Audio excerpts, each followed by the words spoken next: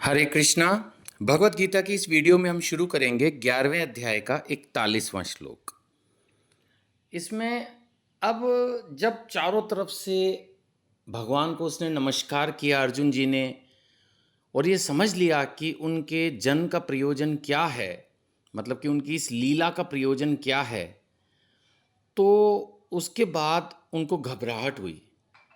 तो इस घबराहट को ख़त्म करते हुए अब लास्ट में अर्जुन जी भगवान से क्या कह रहे हैं? वो कह रहे हैं, आपको अपना मित्र मानते हुए मैंने हठपूर्वक आपको हे कृष्ण, हे यादव, हे सखा जैसे संबोधनों से पुकारा है। एक्चुअली अब उनको ये लग रहा है कि मैं तो इनको अपना मित्र मान रहा था, लेकिन ये तो भाई कौन है? अब उसको अच्छे से क्लियर हो गया, अब कोई डाउट नहीं बचा। विराट रूप देखने के बाद क्या डाउट बचा? अर्जुन को क्लियर हो गया। वो हो सकता है कि हमें पूरा विराट रूप पढ़ के भी कुछ समझ ना आया हो, हमें अभी भी लगता हो कि नहीं नहीं नहीं, कृष्ण तो एक साधारण देवता हैं, वो तो बस भगवान विष्णु के एक अवतार हैं।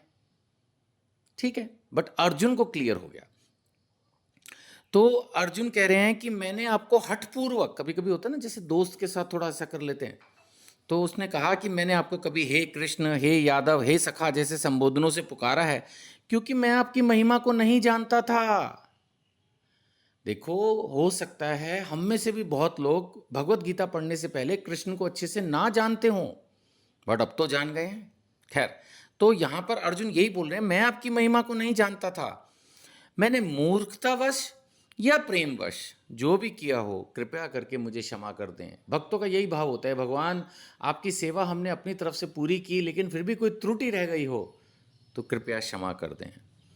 यही नहीं, मैंने कई बार आराम करते हुए, एक साथ लेटे हुए या साथ साथ खाते या बैठे हुए, कभी अकेले में तो कभी अनेक मित्रों के समक्ष आपका अनादर किया। अब दोस्ती में तो होता ही है, हम बोलने देते अरे तू जा, तू मूर्ख है। तो अर्जुन तो सखा भाव में था, तो भगवान कृष्ण के साथ हंसी मजाक सब करता होगा। अब उसको वो सारी बातें याद आ रही हैं, तो वो कह रहे हैं, अच्युत मैंने इन समस्त अपराधों को क्षमा करें।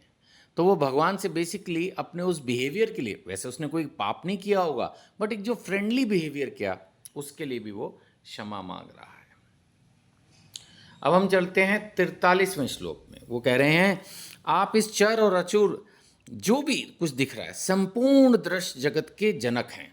ये बात भगवान ने भी अनेक बार कही है कि जो कुछ दिख रहा है सारी सृष्टि, इसका आदि मध्य और अंत मैं ही हूं, मैं ही इसका बीज प्रदय पिता हूं।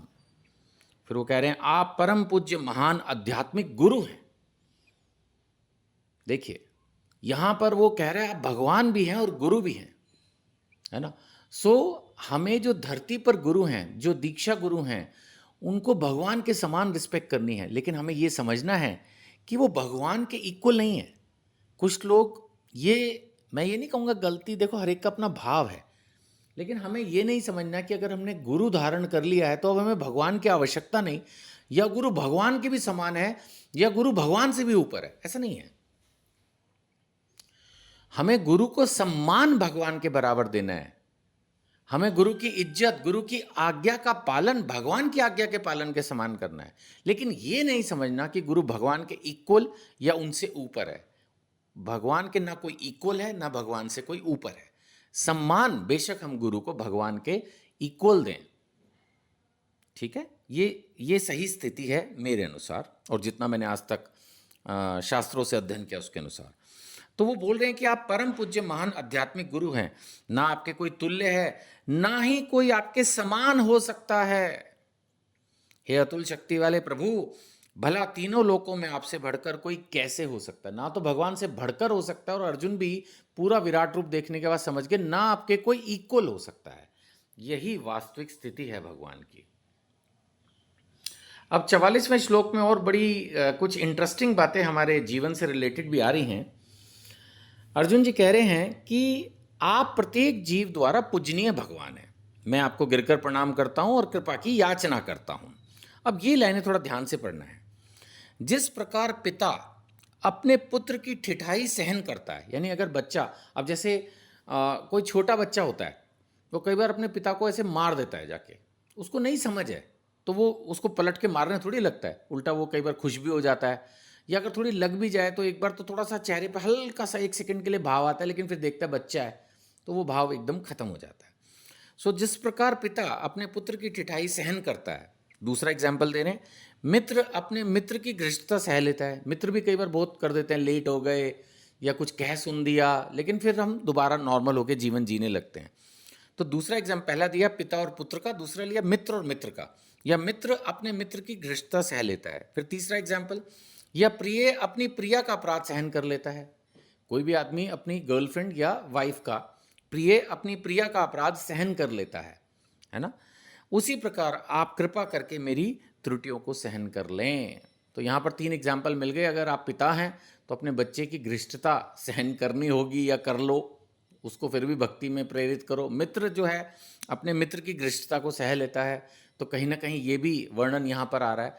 और अगर कोई हस्बैंड है तो वो अपनी वाइफ की, अगर उसने कोई अपराध किया भी है तो उसको सहन कर लेना ही बेहतर होगा। ऐसा इनडायरेक्टली, ये कोई भगवान कृष्ण की वो नहीं है स्टेटमेंट, बट अर्जुन भी बोल रहे हैं, तो अर्जुन भी कोई साधारण मनुष्य नहीं है।